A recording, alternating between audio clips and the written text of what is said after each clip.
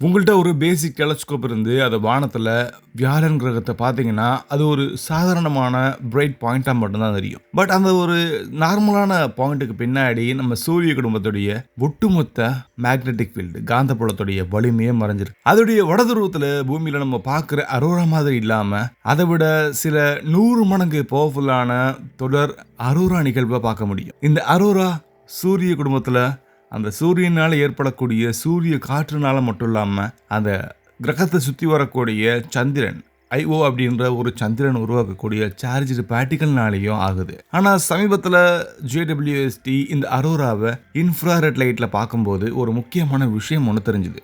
அது நம்மள உண்மையிலேயே குழப்பமாச்சு. ரொம்ப அதிக எனர்ஜி இருக்க வேண்டிய இடத்துல அதிர்ச்சியான ஒரு சில இடத்துல குளிரான பகுதியை பார்த்துருக்கு. ரொம்ப சூடான இந்த பகுதியில் அந்த குளிரான பகுதி எப்படி வந்துச்சு, அது ஏன் உருவாச்சு, அது எப்படி வந்துச்சு, இந்த பல கேள்விகளுக்கான பதிலை இப்போ நம்ம இந்த வீடியோவில் பார்க்க போகிறோம். நான் உங்கள் லோகபால கார்த்திகேயன். இது செனித் ஆஃப் சயின்ஸ்.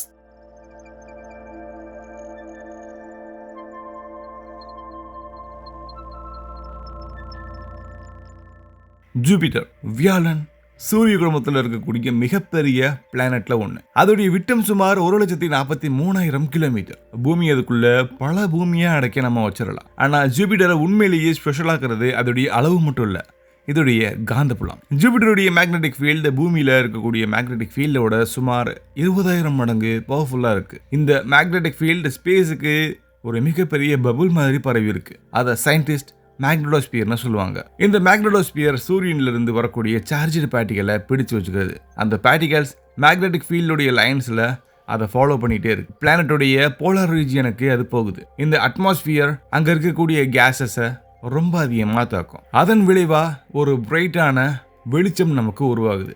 அது நம்ம அரோரான்னு சொல்லுவோம். பூமியில அது பச்சை அல்லது சிவப்பு நிறத்தில் தெரியும். ஆனால் வியாழன் கிரகத்தில் அரோராவுடைய எனர்ஜெட்டிக் பார்ட்டிகல் சில நேரங்களில் அந்த வெளிச்சத்தை வேற மாதிரி காட்டும். பூமியில் இருக்கக்கூடிய அரோரா விட 100 மடங்கு ரொம்ப அதிகமான வெளிச்சம் இங்கே இருக்கும். இந்த அரோராவுக்கு முக்கியமான ஒரு சோர்ஸ், ஒரு மூல காரணம் ஐஓ அப்படின்ற துணை கிரகம் மட்டும்தான். அதில் சூரிய குடும்பத்திலேயே ரொம்ப பவர்ஃபுல்லான ஒர்கானிக்ஸ் எராப்ஷன்ஸ் நடக்குது. அதாவது எக்கச்சக்கமான எரிமலை கொந்தளிப்புகள் அங்கே நடக்குதுன்றது விஞ்ஞானிகள் கண்டுபிடிச்சிருக்காங்க. இந்த எரிமலைகள் சல்ஃபர் அண்ட் ஆக்சிஜன் அயன்ஸை ஸ்பேஸுக்கு ரொம்ப அதிகமாக வெளியேற்றுது. இந்த பார்ட்டிகல்ஸ் ஜூபிட்டர் இந்த வியாழன் கிரகத்துடைய காந்தப்புலத்தில் மாட்டிக்கிறது.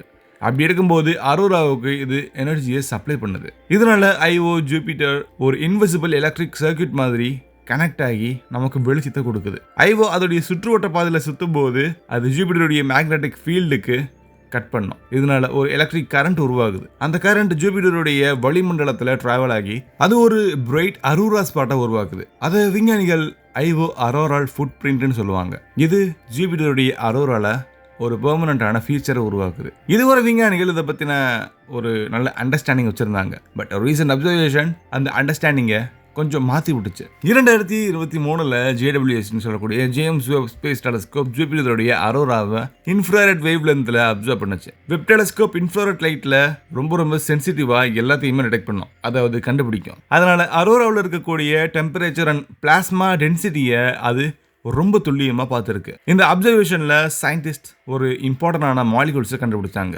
அதுதான் H3+ அயான். இந்த அயான் ஜூபிட்டருடைய மேல் வளிமண்டலம், அதாவது அப்பர் அட்மாஸ்பியர்ல உருவாகுது. அரோராவுடைய எனர்ஜி அதிகமாக இருக்கக்கூடிய இடங்கள்ல இந்த அயான் ரொம்ப அதிகமாக எமிட் ஆகுது. இதனால H3+ எமிஷன் அரோராவுடைய இந்த ஆக்டிவிட்டியை புரிஞ்சுக்கிறதுக்கு ஒரு முக்கியமான இண்டிகேட்டராக இருக்கு. வெப் டெலஸ்கோப் ஜூபிட்டருடைய நார்தன் அரோராவை பல புகைப்படமாக எடுத்து அதை அப்சர்வ் பண்ணுச்சு. அதில் ஒன்று கம்ப்ளீட்டாக ஒரு மிகப்பெரிய சர்ப்ரைஸே உண்டாகுச்சு. ஐஓ அரோரல் ஃபுட் பிரிண்ட்டுக்கு பக்கத்தில் ஒரு ஸ்ட்ராங்கான ஸ்ட்ரக்சர். அது நம்ம எதிர்பார்த்த மாதிரி ஹாட்டான ரொம்ப சூடான ஒரு பகுதி இல்லை. அதுக்கு பதிலாக அது கொஞ்சம் கூலிங்காக இருக்குது. அரோரா ரீஜியனில் நார்மலாக டெம்பரேச்சர் ரொம்ப அதிகமாக இருக்கும். ஆனால் இந்த இடத்துல மட்டுமே டெம்பரேச்சர் நம்ம எதிர்பார்த்ததை விட கம்மியாக இருக்குது. அந்த நேரத்தில் பார்ட்டிகல் டென்சிட்டி ரொம்ப அதிகமாக இருந்திருக்கு. இதுக்கான அர்த்தம் ஹாட் எனர்ஜெட்டிக் அரோரா ரீஜியனுக்குள்ள ஒரு டென்ஸ் கோல்டு பாக்கெட் இருக்கு. இது நார்மல் அரோரா பிசிக்ஸ்க்கு மேட்ச் ஆகவே இல்லை. விஞ்ஞானிகள் இன்னும் ஒரு விஷயத்தை கவனிச்சாங்க. வெப் எடுத்த 5 புகைப்படங்கள்ல இந்த கோல்டு ரீஜியன் ஒரே ஒரு புகைப்படத்தில் மட்டும்தான் இருந்திருக்கு. அந்த அப்சர்வேஷன்ல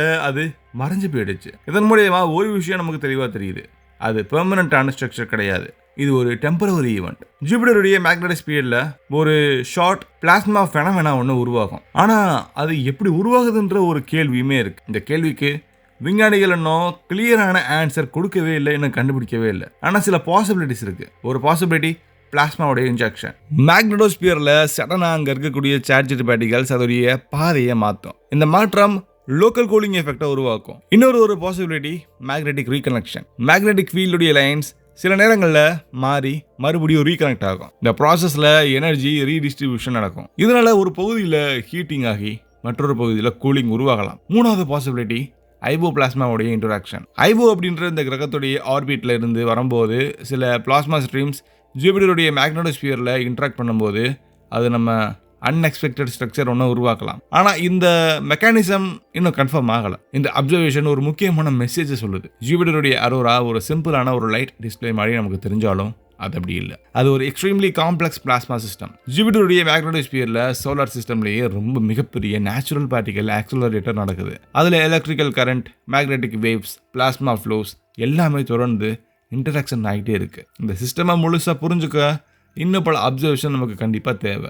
வெப் டெலஸ்கோப் அந்த டைரக்ஷனில் புதுசாக ஒரு வழியை நமக்கு போட்டு கொடுத்துருக்கு. இன்ஃப்ராரெட் லைட்டில் ஜூபிட்டருடைய அரோராவை அப்சர்வ் பண்ணும்போது விஞ்ஞானிகளுக்கு அதோடைய இன்டர்னல் ஃபிசிக்ஸை முன்னாடி இருந்ததை விட தெளிவாக பார்க்க முடியும். இது இந்த கிரகத்தை மட்டும் நம்ம ரிசர்ச் பண்ணுறதுக்காக இல்லாமல் இந்த மெக்கானிசம், இந்த method Saturn Uranus, Neptune and exo பிளானட்ஸ்க்கு அப்ளை ஆகும். ஸ்பேஸில் magnetic fields and plasma interact பற்றி நமக்கு பல விஷயங்களை இதை நமக்கு சொல்லிக் கொடுத்துருக்கு. இதே விதி தான் எல்லா இடத்துலையுமே நடக்குதுன்றது நம்ம புரிஞ்சுக்கணும். அதனால வியாழன் கிரகத்துடைய அரோரால கண்டுபிடிக்கப்பட்ட இந்த சின்ன கோல்டு பாக்கெட் கூட ஒரு மிகப்பெரிய க்ளூவாக கூட இருக்கலாம். ஒரு பிரம்மாண்டமான ஒரு பிளானட், அதோடைய மேக்னெட்டிக் இன்ஜின் எப்படி வேலை செய்யுதுன்றதை நம்ம புரிஞ்சுக்கிறதுக்கான ஒரு சின்ன பாதை. நம்ம டெலஸ்கோப்பில் ஜூபிட்டரில் பார்க்கும்போது ஒரு பிரைட் பாயிண்ட் மாதிரி தெரிஞ்சாலும் அந்த சின்ன டாட்டுக்கு பின்னாடி அதோடைய துருவ பகுதியில் மில்லியன்ஸ் ஆஃப் கிலோமீட்டர்ஸ் நீளமான மேக்னெட்டிக் ஸ்ட்ரக்சர் ஒன்று சார்ஜ்டு பார்ட்டிகல்ஸை நமக்கு தெரியாமல் எலக்ட்ரிக் கரண்ட்ஸை எல்லா இடத்துலையுமே ரொம்ப அதிகமாக வெளிப்படுத்திக்கிட்டு இருக்கு. இந்த ஆக்டிவிட்டியை நம்ம நேரடியாக பார்க்கவே முடியாது. ஆனால் ஸ்பேஸ் டெலஸ்கோப் அந்த லைட்டை பிடிச்சு அந்த இன்விசிபிள் ஃபிசிக்ஸை நமக்கு ரொம்ப அழகாக ரிவீல் பண்ணுது. இந்த யூனிவர்ஸ் எவ்வளோ பெருசு அப்படின்றது இதில் இன்னும் ஒரு படி நமக்கு தெரிய வருது. நமக்கு தெரியாமல் இருக்கக்கூடிய பல விஷயங்கள் நம்மளை சுற்றி நடந்துக்கிட்டே இருக்கு. வானத்தை பார்த்தா ஒவ்வொரு வெளிச்சமும் ஒரு கதையை வச்சிருக்கு. அந்த ஸ்டோரியை நம்ம கேட்கறதுக்கு தயாராக இருந்தால் மட்டுமே போதும். வானம் நம்மகிட்ட தொடர்ந்து பேசிக்கிட்டே இருக்கும். இதே மாதிரி பல விண்வெளி சார்ந்த பகுதிகள் கண்டிப்பாக நம்ம ஃபியூச்சரில் போய் பார்ப்போம். மறக்காம நீங்கள் அதுக்கு சப்ஸ்கிரைப் பண்ணுங்க. பாய்.